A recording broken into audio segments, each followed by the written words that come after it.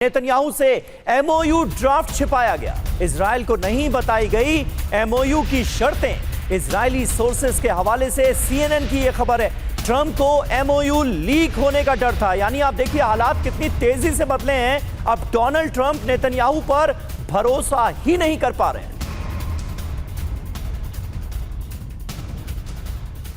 तो अमेरिका और इजराइल में दरार कैसे बढ़ रही है ये जरा समझ लीजिए, क्योंकि सवाल उठ रहा है कि क्या अमेरिका और ईरान के बीच हुआ करार टूट तो नहीं जाएगा, वजह इजराइल तो नहीं बन जाएगा। खबर क्या है समझिए। एमओयू का पूरा टेक्स्ट देखने की मांग ठुकरा दी गई।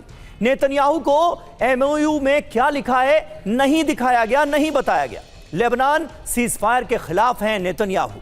ट्रंप की चिंता क्या है? एमओयू ड्राफ्ट लीक होने का डर था ट्रंप को। नेतन्याहू पर अमेरिका को अब भरोसा नहीं रह गया है। अमेरिका पर नेतन्याहू भड़के हुए हैं। ट्रंप की डील इजराइल मानने के लिए बाध्य नहीं है, ये कह रहे हैं। लेबनान में आईडीएफ की कार्रवाई जारी है और उससे जुड़ी तमाम तस्वीरें भी हमने आपको दिखाई। इवन ग्राउंड ऑपरेशन भी नहीं रोका गया है, वो भी लगातार चल रहा है। और इस बीच ट्रंप ने बेरूत पर हमलों की निंदा की है। ट्रंप ने नेतन्याहू को चेतावनी दी है, वार्निंग दे रहे हैं डोनाल्ड ट्रंप नेतन्याहू को। कहा सीरिया हिजबुल्लाह को संभाल लेगा। डोनाल्ड ट्रंप ने सीरिया के राष्ट्रपति की तारीफ की। जरा सुनिए डोनाल्ड ट्रंप ने कैसे इजराइल को लेकर अपना रुख बदला है।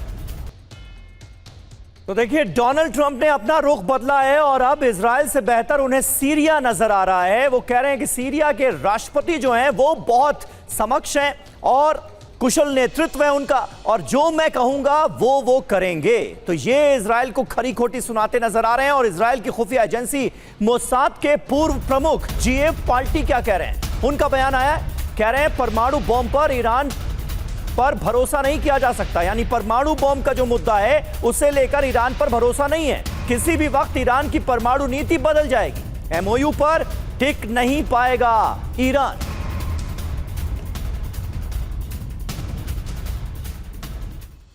तो इजराइल को ईरान से डर है। पूर्व मोसाद चीफ ने क्या कहा जरा सुनिए। ईरान का नया नेतृत्व परमाणु नीति बदल सकता है। समझौते के विपरीत परमाणु नीति में बदलाव मुमकिन है। परमाणु बॉम्ब पर ईरान पर भरोसा नहीं किया जा सकता। एमओयू पर ईरान टिक नहीं पाएगा। डील के बाद भी ईरान से परमाणु खतरा समाप्त नहीं होगा। इजराइल को ईरान से दीर्घकालिक खतरा है। डील से ईरानी मिसाइल कार्यक्रम को बाहर रखना गलत है। ईरानी मिसाइल कार्यक्रम पर इजराइल को जानकारी है। लेबनान इजराइल की सबसे बड़ी कमजोरी। इजराइल को सैन्य खुफिया क्षमताओं को मजबूत करना होगा। इजराइल को अमेरिका पर से निर्भरता कम करनी होगी, ये कहा गया है इजराइल की तरफ से। मनीष, ऐसा लग रहा है कि अब अमेरिका और इजराइल के बीच में ही तलवारें खिंच रही हैं अलग अलग मुद्दों पर। एक तरफ डोनाल्ड ट्रंप ये बताते हैं कि इजराइल का तो कोई अस्तित्व ही नहीं है अमेरिका के बिना, और दूसरी तरफ से अब जवाब दिया जा रहा है और कहा जा रहा है कि यह निर्भरता हमें खत्म करनी होगी। क्या इजराइल कभी अमेरिका पर से अपनी निर्भरता कम कर सकता है, खत्म कर सकता है? डील को लेकर तो बड़ी नाराजगी है। न सिर्फ लेबनान बल्कि ईरान भी उन्हें बहुत बड़ा खतरा नजर आ रहा है। जंग खत्म करने को राजी नहीं है ऐसा लग रहा है। देखिए ये दिलचस्प हालात हैं। मतलब यही प्रेसिडेंट ट्रंप थे जो थोड़े दिन पहले इच्छा जता रहे थे कि अगर मैं इजराइल का प्रधानमंत्री पद का चुनाव लड़ूं तो मैं जीत सकता हूं, क्योंकि उन्हें लगता था कि वो इजराइल में बहुत पॉपुलर है और है भी। पिछले दिनों हमने देखा, ग्राउंड पर भी मैंने लोगों से बात की तो सब प्रेसिडेंट ट्रंप को अपना दोस्त समझ रहे थे। लेकिन देखिए वो दोस्त इसलिए समझ रहे थे क्योंकि अमेरिका इजराइल का ईरान के खिलाफ साथ दे रहा था। अब जब डील हो रही है तो इजराइल के लोग, अधिकांश लोग और इजराइल की सरकार और इजराइल की एजेंसी अभी समझती है कि प्रेसिडेंट ट्रंप उनके दोस्त नहीं है, या कमोबेश अमेरिका अब अपने हितों को प्राथमिकता दे रहा है बजाय इजराइल के हितों को प्राथमिकता देने की।